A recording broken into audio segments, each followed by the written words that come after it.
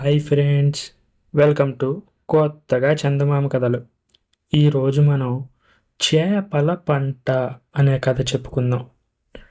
కొన్ని వందల వేల సంవత్సరాలకు పూర్వం ఈజిప్టు దేశంలోని కైరో నగరంలో గోహ అని ఒక ప్రసిద్ధ హాస్యగాడు ఉండేవాడు.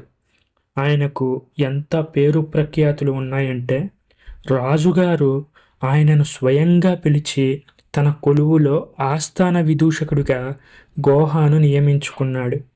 గోహా కూడా ఎంతో సంతోషంగా ఆ పదవిని స్వీకరించి రాజుగారికి, కొలువులో ఉన్నవారికి ఉల్లాసాన్ని, ఉత్సాహాన్ని అందిస్తూ వచ్చాడు. అయితే అనుకోకుండా ఒకరోజు ఆయనకు తోట పని మీద ఆసక్తి కలిగింది. ఇదే విషయాన్ని మహారాజుతో చెప్పాడు. తనకు సెలవిప్పించమని, తాను వెళ్ళి తోట పని చేసుకుంటానని, తనకు అది నచ్చితే జీవితాంతం ఆ పని చేసుకునే బతుకుతానని, లేదు అది నచ్చకపోతే తిరిగి వచ్చి మళ్ళీ కొలువులో చేరతానని రాజుగారికి విన్నవించాడు. రాజుగారు గోహాని ఆపడానికి ఎంతగానో ప్రయత్నించారు. కానీ గోహ తన మాట మీదే ఉండడం వల్ల చేసేది లేక గోహా చెప్పిన దానికి రాజుగారు ఒప్పుకోవలసి వచ్చింది. ఆ తర్వాత ఆయన కొంత పొలాన్ని కొనుగోలు చేశారు. ఆ పొలం మొత్తం తవ్వి అందులో రకరకాల పూల మొక్కలు నాటి వాటికి పాదులు పెట్టి ఎరువు వేసి శ్రద్ధగా పెంచసాగాడు. దీంతో పాటు తన ఇంటి పెరట్లో కూడా పూల మొక్కలు పెంచడం ప్రారంభించాడు. తోట పనిలో గోహాకు కలిగిన అపూర్వమైన ఆసక్తిని ఆయనకు చెందిన అనేక మంది మిత్రులు గమనించారు. దీంతో ఆ స్నేహితుల్లో కొందరు తమకు తోచిన సలహాలు ఇచ్చేవారు. మరికొంతమంది పెట్టుబడికి ధన రూపంలో సాయం చేసేవారు. ఇలా కొద్ది కాలంలోనే గోహా తన పెరట్లో కూడా అందమైన పూలు పూయించడం ప్రారంభించాడు. ఒకనాడు ఒక సంపన్నుడు గోహాను చూడ్డానికి వచ్చేసరికి గోహ తనకు ఉన్న కొద్ది తోటలో కలుపు తీస్తూ కనిపించాడు. ఇటీవల నువ్వు గొప్ప తోటమాలివి అని నేను విన్నాను. కానీ నీ తోటలో కొత్త రకం మొక్కలేవి నాకు ఉన్నట్టు కనిపించడం లేదే అని ఆ సంపన్నుడు అన్నాడు. దొరికిన విత్తనమల్లా నేను వేసి చూస్తూనే ఉన్నాను. కొత్త మొక్కలు లేకపోతే అది నా తప్పు కాదు అని గోహ ఎంతో వినమ్రంగా జవాబిచ్చాడు.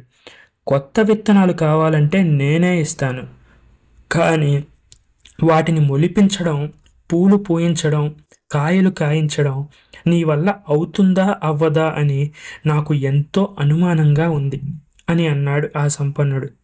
అటువంటి భయమేమీ వద్దండి, నేను ఎలాంటి విత్తనాలనైనా మొలిపించగలను, నాకు ఆ సామర్థ్యం ఉంది అని కరాఖండిగా చెప్పాడు గోహ. అయితే సిద్ధంగా ఉండు, రేపు ఉదయం మా నౌకరు చేత నీకు విత్తనాలు పంపిస్తాను. వాటిని మా అల్లుడు ఇటీవలే బాగ్దాదు నగరం నుంచి పంపించాడు. అవి చాలా విలువైనవి. కానీ నాకు తోట పని మీద ఎటువంటి ఆసక్తి లేకపోవడం చేత వాటిని అలాగే పొట్లం కట్టి ఇంట్లో మూలిగేలా చేస్తున్నాను అని అన్నాడు ఆ సంపన్నుడు. మర్నాడు చెప్పినట్టుగానే సంపన్నుడి నౌకరు ఒకడు ఉదయమే వచ్చాడు. గోహా చేతికి ఒక పొట్లాన్ని ఇచ్చాడు.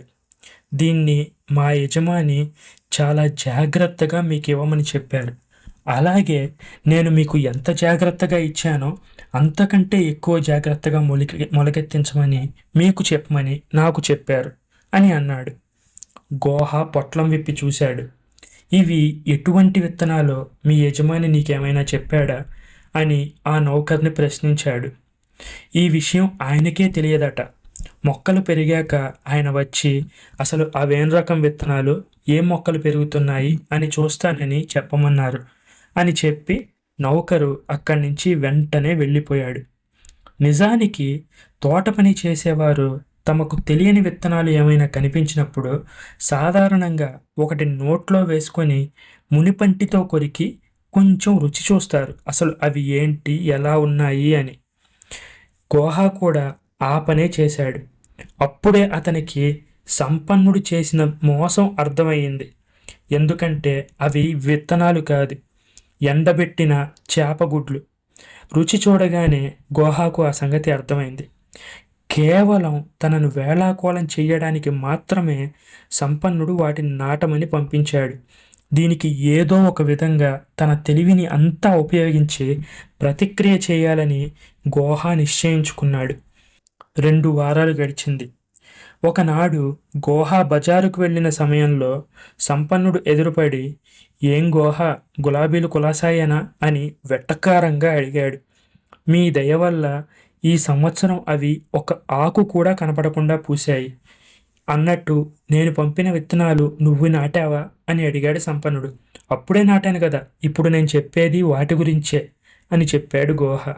ఇది విన్న వెంటనే ఆ సంపన్నుడు నవ్వాపుకుంటూ, "బహుశా మొలకెత్తి ఉండవు. ఎందుకంటే వాటిని మొలకెత్తించడం మామూలు తోటమాలికి కూడా సాధ్యమయ్యే పని కాదని మా అల్లుడు నాతో చెప్పాడులే" అని అన్నాడు. "అయ్యో, ఆ పప్పులేమి మన దగ్గర ఉడకవు. చెయ్యవలసినట్టు పాదు చేసి, వెయ్యవలసినట్టు ఎరువు వేసి, విత్తనాలు నాటి మనం జాగ్రత్తగా కాపాడితే చాలు. ఎటువంటి మొండి విత్తనాలైనా ఖచ్చితంగా మొలిచి తీరుతాయి. మీరు పంపిన విత్తనాలు ఇప్పుడిప్పుడే మొలకెత్తుతున్నాయి. వాటికి ఎటువంటి దిష్టి, ఎండ తగలకూడదు.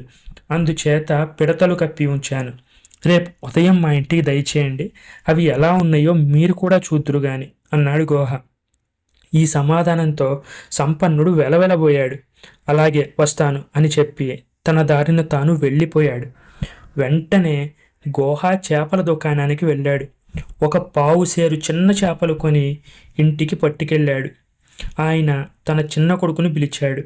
"ఒరే, ఈ చేపలను మూతులు పైకి కనబడేట్టుగా మన పెరట్లో ఒక బారున సగం సగానికి పాతిపెట్టి వాటిపైన పిడకలు మూసిపెట్టు" అని అన్నాడు.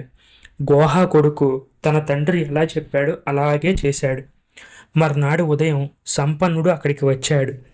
గోహా ఆయన్ను వెంటబెట్టుకుపోయి పిడతలు చూపించాడు. "మొక్కలు వాటి కింద ఉన్నాయి" అంటూ ఒక పిడత ఎత్తి చూపాడు. నేలలో నుంచి మొలుచుకు వస్తున్నట్టుగా చేప ఒకటి కనిపించింది. గోహా ఆ పిడతలన్నీ ఎత్తి చూపినాక సంపన్నుడికి తల తిరిగినంత పనయ్యింది. "ఆశ్చర్యం, అద్భుతం! నిన్న కూడా నీ మాటలు నేను నమ్మలేదు. ఇప్పుడు కూడా నా కళ్ళతో ప్రత్యక్షంగా చూశాను గనుక నమ్ముతున్నాను. లేకపోతే అసలు నమ్మేవాడినే కాదు" అన్నాడు. "ఈ విత్తనాలు మొలిపించడం ఏమీ కష్టం కాదు. అదే నాకు ఒక 10 ఎకరాలుంటేనా పంట పండించేద్దును" అన్నాడు గోహ. "ఆ పని నేనే చేస్తాను" అని సంపన్నుడు ఇంటికి వెళ్ళాడు. తన పొలాలు వేసే వారిని పిలిచి, "ఒరేయ్, మీరు ఈ సంవత్సరం మన పొలాల్లో ఎండిన చేపగుడ్లు చల్లండి" అని చెప్పారు. వాళ్ళు అలాగే చేశారు.